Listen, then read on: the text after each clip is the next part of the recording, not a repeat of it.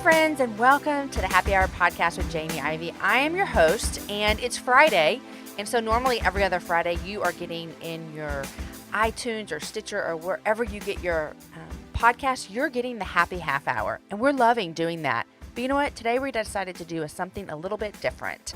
If you can remember, in March, I did a live happy hour event at my house. Jen Hatmaker, Jessica Honegger, and Rachel Hollis, who've all been past guests on the show and are friends of mine, they joined me, and we really did have a phenomenal time at my house. It wasn't just the live component that made it so great, but we legitimately had great conversations. Being joined by that many awesome women on stage on the show made it like a regular happy hour show, but on steroids. Not to mention having the live audience. I can't even explain to you how amazing the night was. I'm going to show you pictures about it as well. If you go to my website, it's jamieivey.com, and I'm going to have all kinds of pictures to show you how wonderful the night was. And it was so wonderful and amazing that I didn't want to leave out all of you guys who weren't able to come. So we're offering the show to you for $1. That $1 will get you over an hour and a half of audio content. This includes a regular show format where Jen, Jessica, Rachel, and myself talk with each other, but also a Q&A at the end where we had people who were at the event ask questions to us. Not only that, but on the show, I'm actually revealing the date of my next Happy Hour Live event right back here at my house again in Austin, Texas, with my husband cooking some good food for us, amazing guests, lots of goodie bags. It really was so much fun, and you're going to want to be a part of that one too. I'll tell you the next date for when that is. Guys, a tube of chapstick, the Sunday paper, a bottle of soda, 2 packs of sunflower seeds. These are all things that you can buy for $1. And now add to this list over 90 minutes of conversations between Jen, Jessica, Rachel, and myself, where we talk about the big things in life, the little things in life, and everything in between. And when I say everything in between, I mean we run the gamut on things that we talk about. It is hilarious. So today, what you're about to hear is a short excerpt of the live show. I literally had so much trouble picking which section to use for today because there were so many good ones to pick from, but I think you're going to love this one in particular. Guys, after you listen to this part of the show, or before you listen, or when you're listening, however you want to do it, go to jamieivey.com/March, like the month of March from when the show is in. So jamieivey.com/March, and you can pre-order a digital download of the live show. So doing that, it's going to get you access to the download a day earlier than it goes live and when everyone else gets it. And you'll just pop into your inbox once the sale goes live, and then you can listen to the entire show. Okay, guys, here is my live conversation with Jen Hatmaker, Jessica Honegger, Rachel Hollis, and just 120 of my closest friends in my backyard with my husband making awesome tacos. Enjoy. Okay, ladies, I want to talk to you guys about success. Okay, you three, and I want to set it up this way. You three are both very successful women. And what I hear a lot when I talk to women about success that I don't hear men doing is when I talk to women about success, their first words are like, I'm not me. Like, I haven't done anything successful. If we had men up here on this stage and they were having a discussion and they said, tell me something that's contributed to your success, they could list 5 things, right? But as women, we go, oh, I'm not me. I'm not successful. So no one's going to say that here at this table. All 3 of you are successful women in what you've done. I want to ask you something that you think has contributed to the success that you've done. And I also want to know, what does success mean to you? Like, how do you quantify success, whether it is authorship, online, CEO of a company, speaker, tour, all these kind of things. What is success, and what is something that has helped you become a successful woman? Jess. Okay. Thank you, Jen. It's funny, after about a year of doing Noonday, I quickly realized that it was turning from not just a fundraiser, but into a business. And I was drowning. I was like handwriting our orders. My husband's waking up at 4 in to manage our PayPal account. So I got together with a friend of mine who had his MBA from Wharton, and I'd met him in Africa several years ago. He had been running a microfinance loan institution. And after about a month, he said to me, hey, I have really enjoyed just hearing more about your business, and I'm ready actually to live off of my life savings account in order to be your business partner to see if this thing can really go somewhere. He has 3 children. One of them has Down syndrome. And I feel like that first year, people tend to look at entrepreneurs and say, oh my gosh, you're such a risk taker. But actually, usually entrepreneurs believe so passionately in their vision, it doesn't feel like a risk. It's like, well, yeah, this is going to be successful, of course, right? Because you're doing so much to make it be. But I feel like that was like my real point of risk taking. And so we took this personality test, and it said that I will take a risk only if I know it's going to be successful, which basically sums up perfectionism. Right. And so I feel like I've had to really redefine what success looks like for me, because I think often I can think success is about winning. It's about being the first. It's about being number one. And I really just changed that definition to mean that it means about being faithful to who God's created me to be, and out of that place, being faithful to do what God's created me to do. And that really is how I define success. So I think on a daily basis, what does a successful day look like for me? Am I being faithful to the thing that he's put in front of me? Did that free you up a little bit when you changed that idea of success? Oh, it seems like that'd be freeing. Oh, yeah, just because I did really. I mean, I never thought I was a perfectionist, because I think perfectionists are skinny and have clean houses. I am neither. And they're room moms. Yeah, and they're room moms. So I am none of the above. Let's put a pin in room moms. Yeah. So if you look at me, I wouldn't think, I'm this perfectionist. But when I think about what was holding me back from just going for it and being free to just be this businesswoman, even though all the friends around me a lot of them were, stay-at-home moms. A lot of them were homeschooling moms. And so I just compared myself. And I thought, gosh, my definition of success, of being a successful mom, is not what all my friends are doing. And so that's really what held me back. And now I'm really free from that, because I'm just like, no, this is what God's called me to, and I'm going to celebrate. Yeah. I'm going to celebrate that. I know you've come so far in that, just as a friend. I know that you have. I've seen that transformation in you. And I just, before we move any further here, I just want to make sure everyone knows that we all work outside of the home, and a lot of people don't. And there's nothing wrong with either one. This is just what perspective you're going to. I just need to clarify that real quick. Jen, what about you? What do you think, first, what do you clarify as success, and what do you think is helps you with that? Yeah, all great questions and a great discussion. It's hard to ever want to pin down a definition of success, because I think it looks different in all of our stories. And so early on, I think I probably would have chased a definition of success that rightly belonged to somebody else. And that would not have easily translated into my story. And so I don't think you can really give a definition that doesn't make somebody else feel like more and somebody else feel like less. Do you know what I mean by that?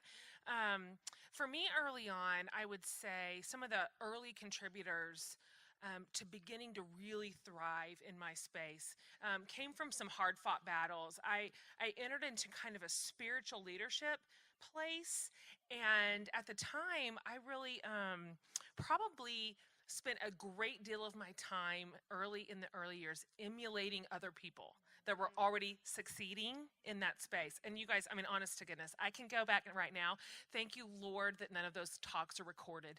But I can read some of my early writing, and I can even look through some of my early notes on talks and just see exactly who I was imitating. Do you know what I mean? And so somewhere in those early years, God really set me free from that. And so I think for me, I can point to one clear path through just a season of thriving that would apply to all of us, which was God just said, really, really, please listen to me, Jen. I really just want you to be you. And I am a specific brand. Do you know what I mean? I don't fit naturally into my environment. I am not like my counterparts. I color outside of the lines of a lot of my colleagues. I say things they don't like. I care about things that they find uncomfortable. And so there's a cost, honestly, to it. And so, but I felt so liberated in it that for me, the benefit to being genuine and being my honest and truthful self was and is still worth the cost. And so once I started using my own voice and my own personality and my own sphere of influence and my own passions, that's when I felt like everything came to life for me. That is when I thought, here it is. This is it. This is the path that God has marked for me. And it's been such a joy to be in that place. Now, I'll tell you that still to this day, I constantly feel the tension of trying to fit the form a little better. I feel that constantly. My world is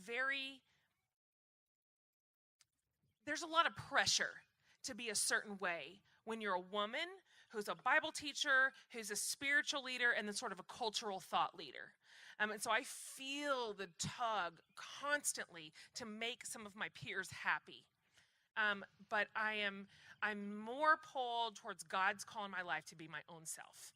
And so all of us can do that. And the last thing I would say before we kick it over is that I would say as we're all walking into the worlds that God has called us to, it never occurred to me to despise the small beginnings and to despise the small spaces at the start of the road and to wish that it was all bigger and more popular and more successful. Never. I was thrilled to be able to do whatever little thing I could do where I was. And so, I mean, you guys, you all know me at this point, but I have been writing a ton of books that you have never read. I mean, Melissa I'm sorry, I don't care.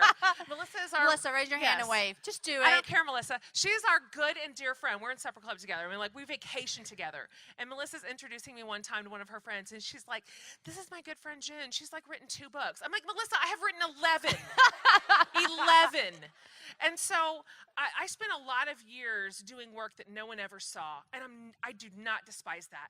I wouldn't change a day of it. I wouldn't trade a day of it for more success. Not one day. That's where I learned about who God was to me. It's where I learned who I was in him. It's where I found my voice and developed my skills, and I practiced without such a big watching audience. And so wherever you are, if you're at the beginning of this, if your story is young and small, do not despise the small spaces. Do not. Be faithful. Like, with all your heart, with all your might, be exactly who you are in the place that God has called you, and let him build it and let him grow it and be faithful in the small things. And I'm telling you, he will give you more. And so those are the things that have sort of guided me on. And so I don't really chase success. I really don't. And I hold it really loosely. And if it goes away tomorrow, I'm going to assume I have something else to do. And so that's sort of how I have come to this day. I love it. And I think about that too. I've said this before. I don't want to have regrets in life because I believe things happen for a reason and all that kind of stuff. But I do have this regret. When I look back, well, I just said I don't have regrets, and then I said I have this one. Except for this one. It's not really a regret. But I look back on my life, and I have 4 kids, and when my youngest daughter, the year before she went to kindergarten, all I wanted was for her to go to kindergarten. Like, literally, it felt like I had been given the worst. Is she in here? Hi, baby girl. Love you, boo. What I wanted, what I thought about that year. For her to learn and get an amazing education. What I wanted that year so badly is to have all my kids in school. I wanted it so badly. I felt as though if that would happen, then I could do something with my life. And I look back on that year and I think to myself all the time, I wish I wouldn't have thought that every single day, because she went to school and I never get to go back to when I had her with me. Yeah, and that year's gone, you know? And so I look back and I always think about that as this regretful, like, man, I wanted so bad to do what I do now, but I pushed it and I wanted it. And I always think about that when I talk to women who are just like, they have dreams, they have desires, and they have babies all around them. You know, we know this. I just want to look at them, and I want to say to you that have these dreams and desires, and you feel like all you do is change diapers, is that one day they all go to school. Well, and God doesn't waste anything. I mean, Exactly. I worked at a jewelry store for a year. I was doing midwifery in Bolivia in the middle of nowhere. I was a teacher with chickens running amongst me in Guatemala. Amazing. I flipped houses. I did real estate. I've done a million things. 5 years ago, I was pawning off my gold jewelry at a pawn shop in Austin to try to fund the website that's now Noonday Collection.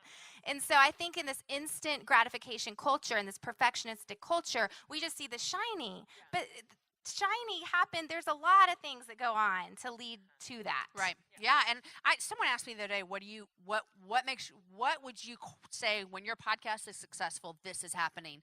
And I thought about that and I said, when I feel that the happy hour is a success is when I feel if women are being encouraged, if women love Jesus more, and if women are having a good time. And so I always say, like, that's when it's a success. And that was happening at episode 10, and that now happens at episode 78. There's just more of them. Guys, wasn't that great? That is a very small snippet of the kind of conversations that we had this night. I love those conversations of successful women speaking into each other's lives about some of the things that have made them successful.